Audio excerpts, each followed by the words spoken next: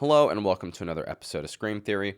This video is all about stamina and endurance with false chord screaming. So this is probably the most common issue that people face with false chord screaming, is feeling like they can't keep up with other vocalists. Now, I've touched on this throughout my false chord screaming exercise program, but I wanted to kind of make a video putting it all in one place and going a little bit more in depth. And so there are different manifestations of this issue. For instance, someone might feel like they can't hold out a false chord scream for very long, like they can do it for like 3 to 5 seconds and then they feel like they don't have any more air left in their lungs. Or maybe you feel like you can hold out your false chord screams for a decent bit of time, but it's when you try to scream multiple sentences strung together at like kind of a fast tempo with minimal pauses for breaths in between, you start to feel like, you can't keep up. You start to feel systemically tired, like you're just huffing and puffing and you just have to pause and take a break and recover.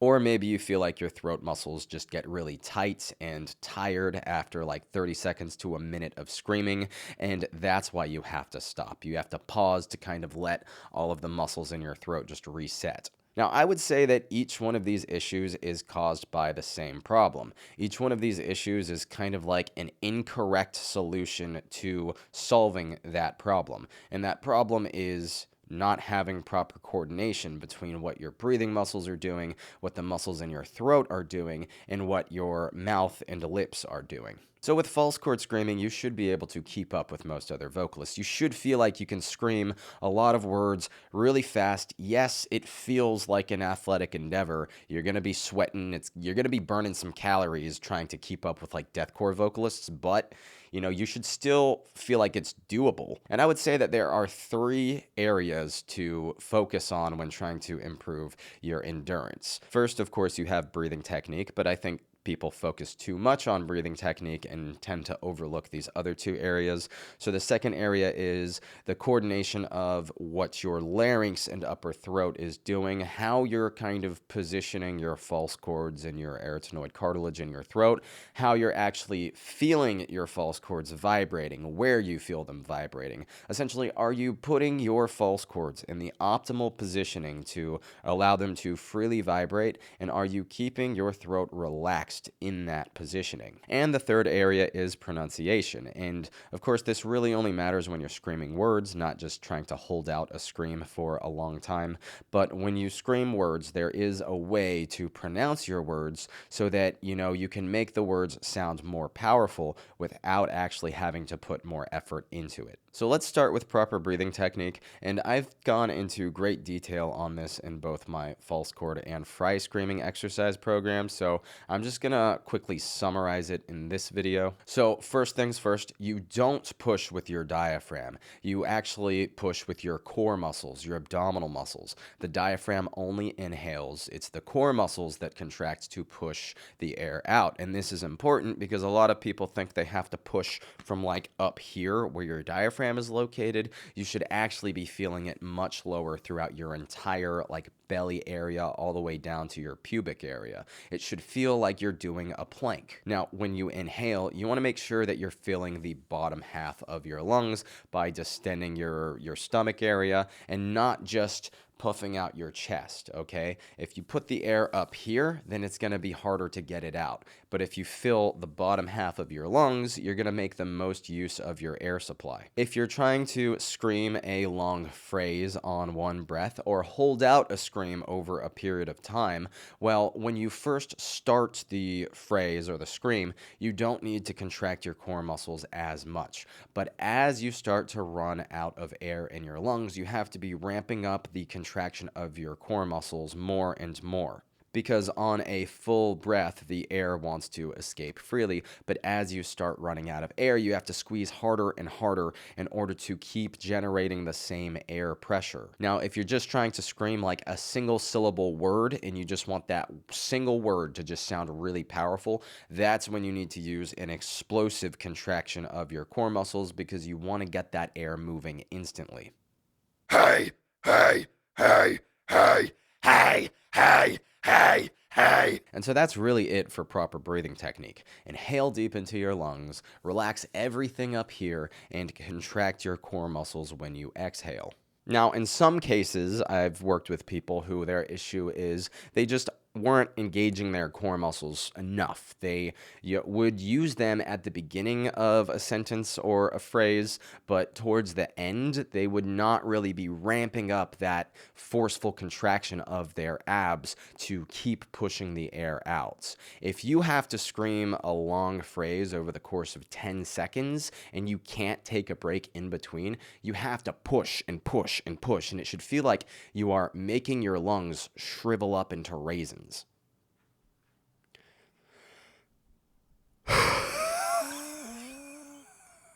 Now, if you feel like you are doing this pretty well or decent enough, but your issue with false chord screaming is that it feels like you just blow your whole load in 3 to 5 seconds, and then you have to pause, take a break, and recollect yourself, then it's likely an issue with your coordination. Oftentimes, I find that people do not use their false chords in the way that is most conducive to false chord screaming. And so, a good example is when people learn to perform Kargira throat singing. A lot of people, when they learn to perform Kargira, they end up learning to do it like this.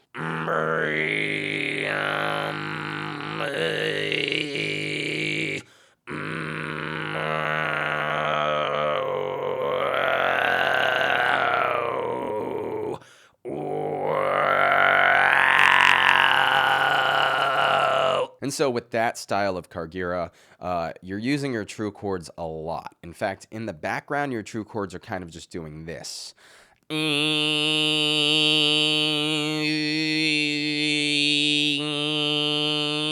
so there's a lot of tension in the upper throat and larynx. It's like you're squeezing your true chords together very forcefully, and the back of your mouth, upper throat area is very flat. It's like And I think people focus too much on trying to get that polyphonic buzzing sound, and so they end up doing it with their true chords and squeezing very forcefully. Whereas the type of throat singing that feels very similar to false chord screaming is a much more relaxed version where we're not squeezing up here. In fact, your upper throat area should be wide and open like a yawn.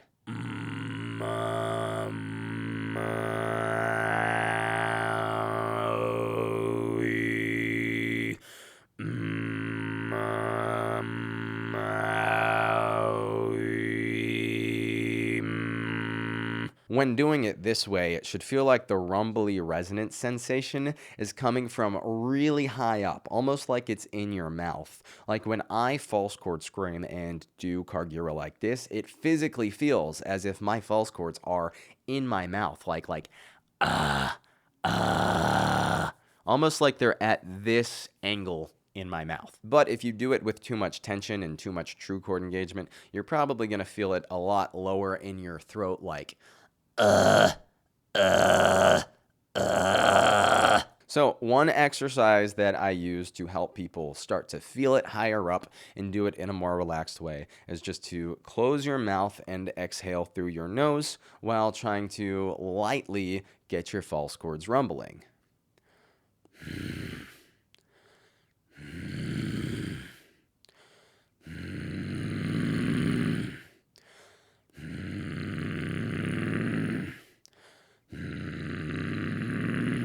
It shouldn't feel like you're squeezing anything deep in your throat or like in your upper throat, back of your mouth area. And if you are squeezing and using too much tension with this, then it's going to end up sounding something like this.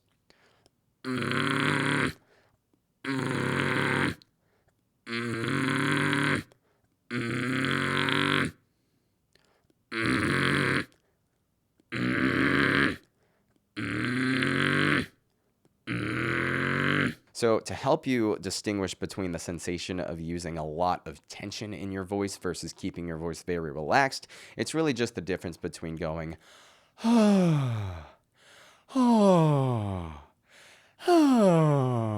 which is very relaxed, versus, ah, ah, ah,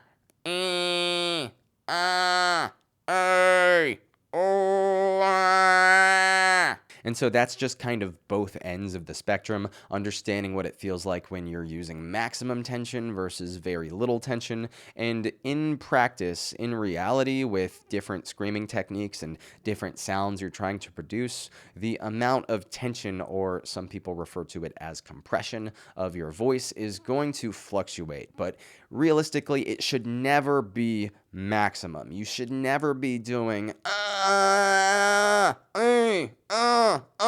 with your voice for pretty much any vocal technique, unless you're doing something very off the wall and really purposefully trying to get a sound similar to that for whatever reason. But for fry screaming, false chord screaming, majority of the time, you're not going to be needing to use that much tension in your voice, and that can lead to overworking those vocal muscles. So if you can stay relaxed while getting your false chords to flap around and rumble a little bit, and you're starting to understand the sensation of feeling that resonance in those rumbles high up in the back of your mouth, kind of upper throat area, well, then the next step is to try to do this.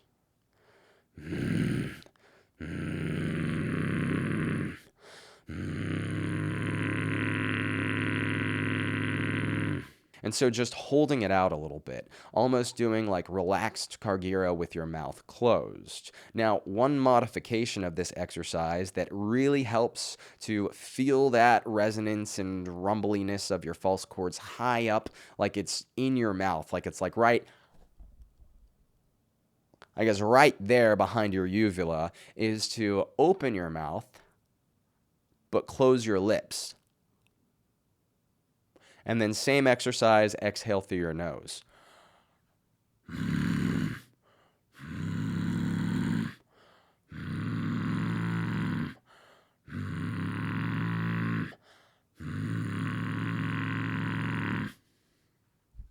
By doing it this way, you're kind of forcing yourself to maintain a big, wide open cavity for those sound waves to bounce around and project and amplify outward.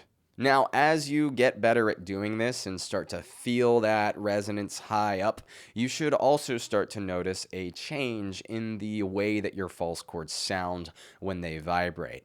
If you use a lot of tension and you feel it deeper in your throat, the false chords tend to produce like this more rattly sound like this.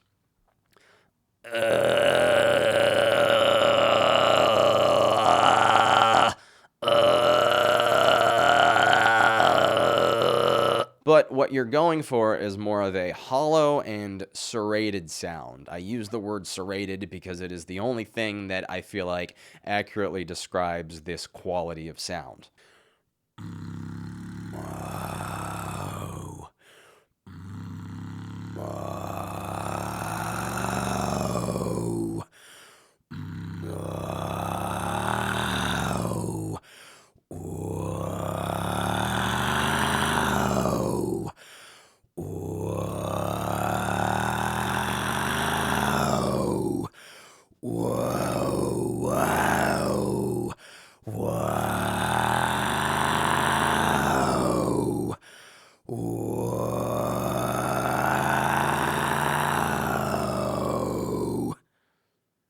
This is very close to the positioning of false chord screaming. In fact, all you would really need to do is incrementally push more air.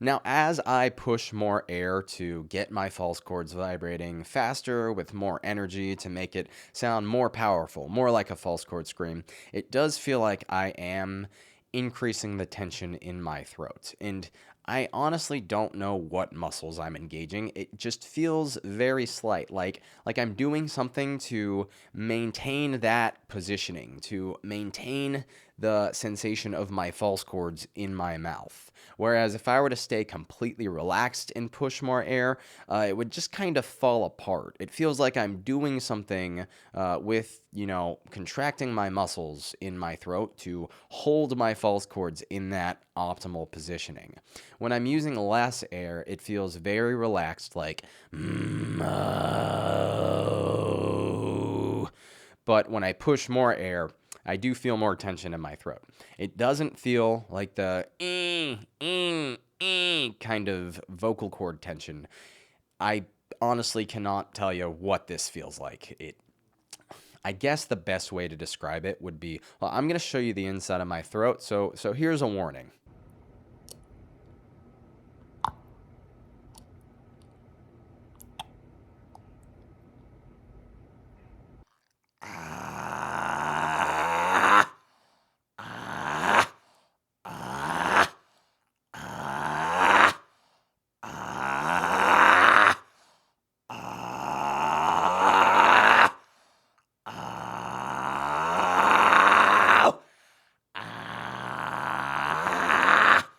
Okay, I sincerely apologize for that, but hopefully you were able to see that the back of my tongue was kind of lifting up, and I don't know what those tissues are called in the back of my throat, like behind my tonsils, but those walls of tissue just kind of coming together a little bit. So as I increase tension, it's not the tension in my larynx with the true chords kind of squeezing together like, it's higher up.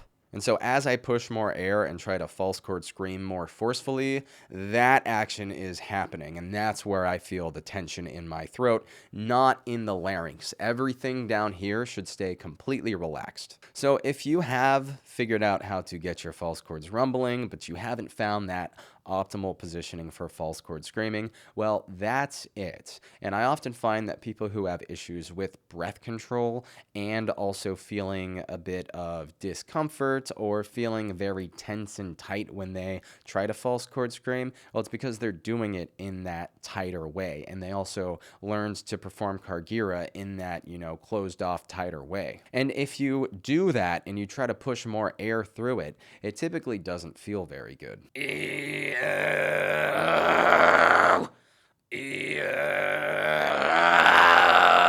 Now, when you find the optimal positioning for your false chords, then you want to practice that relaxed Kargira throat singing with that positioning, and you're going for more of that like didgeridoo sound.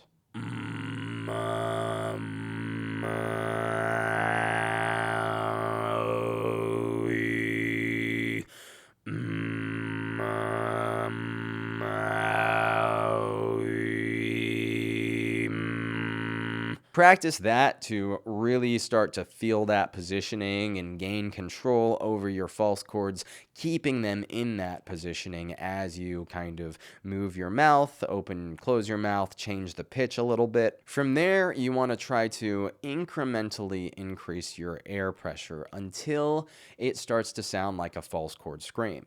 And so the goal with this is to try to find the bare minimum amount of air pressure that you need to produce a decent sounding false chord scream. You don't want to be constantly pushing more air than you need to produce a decent false chord scream. I mean, you can push a lot of air and make it sound better and more powerful, but realistically, not many people are going to notice the difference between you doing a full force, maximum effort false chord scream and you doing it in a way that is more comfortable and maintainable.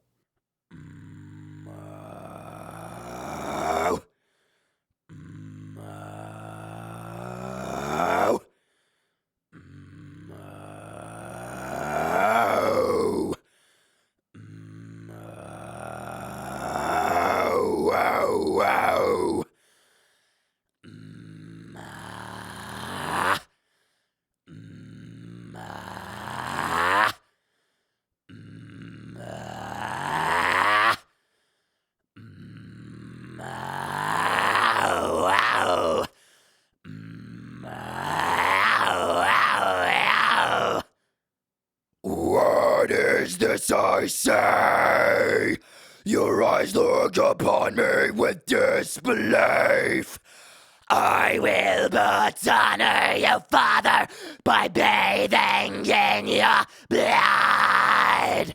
So now moving on to pronunciation. So I've talked about this in, a few other videos, but this is extremely important. Whether you're false chord screaming, fry screaming, whatever technique you're doing, this is how you should be pronouncing your words. And I call this the pressure wave technique. So when we form words, there's really just two things, vowel sounds and consonant sounds. We scream the vowel sounds when our mouth is open, but when we close our mouth to pronounce the consonant sounds, that's what we really want to focus on. Every time you close your mouth to pronounce a consonant sound, you have the opportunity to create an airtight seal. On consonant sounds where your lips come together like a B or a P, this is very simple to do.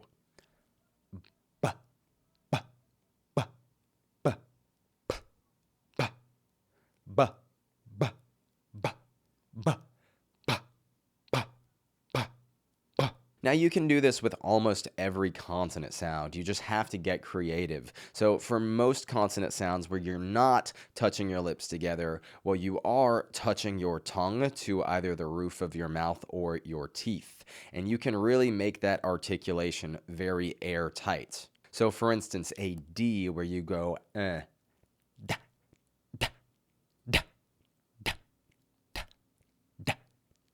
For a T, your teeth are closed and your tongue is pushed up against the back of your teeth like t, t, t, t, t, t. For a J, you can kind of do like a j, ch, ch, ch, ch, ch, ch, ch. A C or a K, you can do